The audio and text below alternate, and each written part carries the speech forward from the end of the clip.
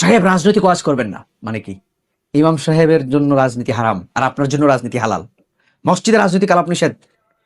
মসজিদে যদি রাজনৈতিক আলাপ নিষেধ হয় তো বাইরে এটা সিদ্ধ হয় কিভাবে? মসজিদে যেটা হারাম বাইরেও তো এটা হারাম।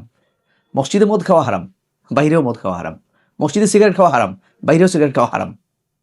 মিথ্যা কথা মসজিদেও হারাম, বাইরেও হারাম। মুসলমানের জন্য মসজিদে এক বিধান আর বাইরে আরেক বিধান নাকি?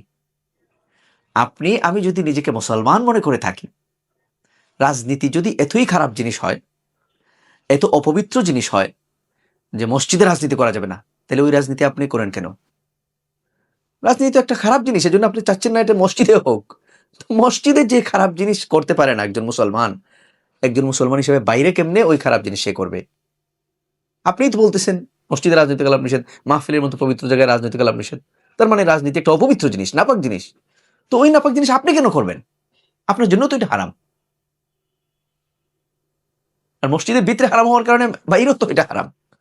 আসল কথা হচ্ছে হারাম না,